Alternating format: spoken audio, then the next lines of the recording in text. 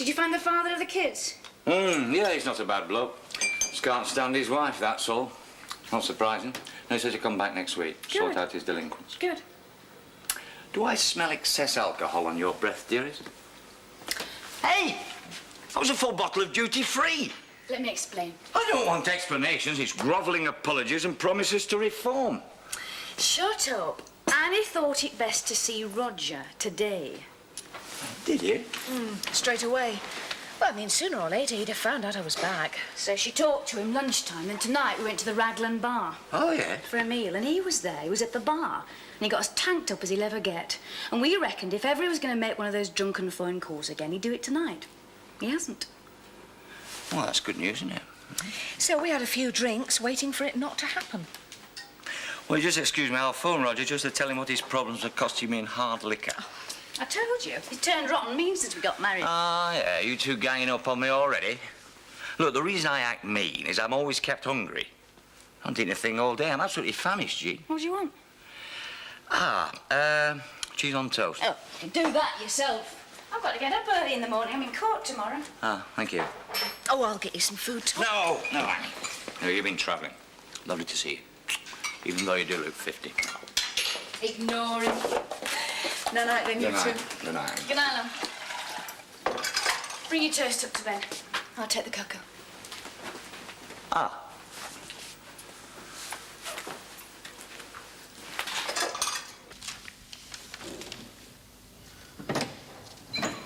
All stand in court.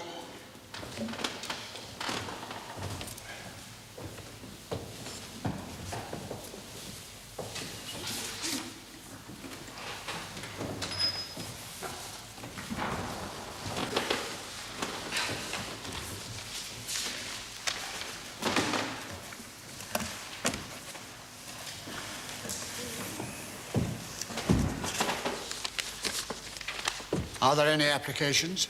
Mr. Elwood? Your Worships, I have 2 applications. Yes, Mr. Elwood? Yes, Your Worships.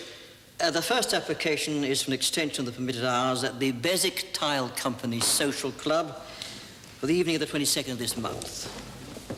It's the occasion of the annual presentation of the Safety at Work prizes, when the company awards a prize to the employee who has made the most valuable contribution to safe working in their factory.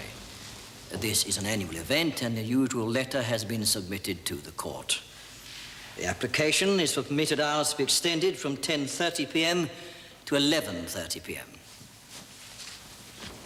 Have the police any objections, Inspector? No objections, Your Worships.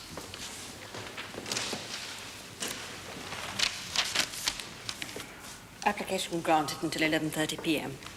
I'm obliged, Your Worships. My second application is for an extension of permitted hours at the Sportsman's Arms, Hartley, on the night of the 25th this month. The hours to be extended from 10:30 p.m. that night until 1 a.m. the following morning.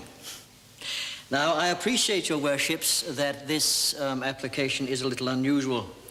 Perhaps I might explain. On that evening, Mr. Shipley is holding a party to celebrate his retirement. As Your Worships may well be aware, Mr. Shipley has recently completed over 30 years as a police officer, attaining the not insignificant rank of superintendent. On the occasion of his retirement, he wishes to entertain his many friends and colleagues at a party. Some of his colleagues will be unable to leave their duty until 10 p.m. and will then have to travel a distance to reach the function. For this reason, to enable Mr. Shipley to say farewell in a sociable and proper manner to his colleagues, I am instructed to make this application. The usual letter has been submitted to the court, and if Your Worships wish, Mr. Shipley is available to give evidence in support of the application. Inspector Darblay? Your Worships, I am instructed to resist this application. As Your Worships may recall, I have objected to the extension of permitted hours at these licensed premises on previous occasions. Residents in the vicinity of the Sportsman's Arms have complained many times to the police during the last 3 months. Complaints allege excess noise, disorderly behaviour by customers leaving the premises, and inconsiderate parking of cars by patrons. I've also received written notice from solicitors representing a number of the residents that it is their intention, unless the situation improves dramatically, to oppose the issue of the licence of the Sportsman's Arms at the next licensing session. For these reasons, I'm instructed to object to the application which has been made.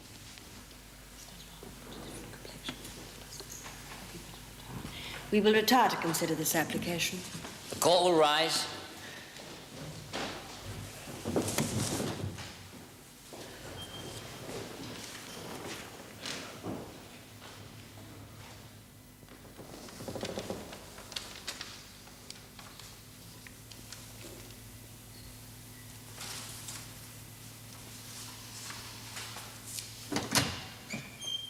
All stand in court.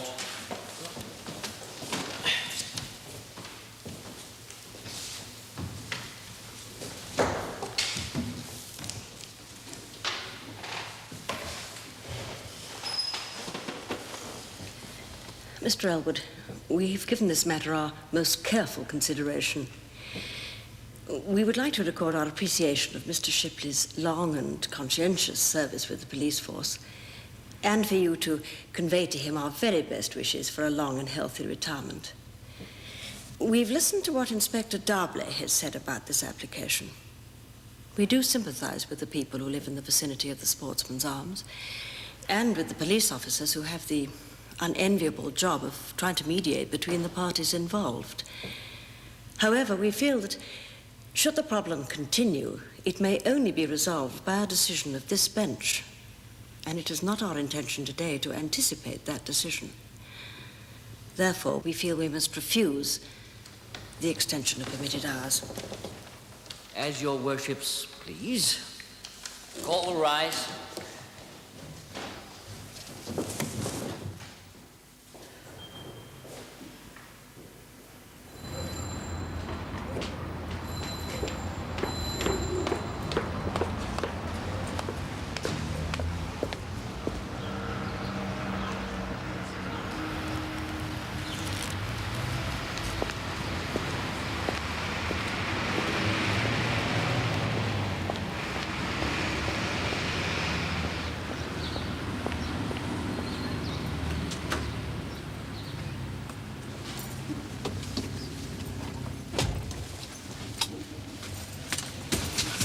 Well, Joseph, things are going to be a bit different from now on.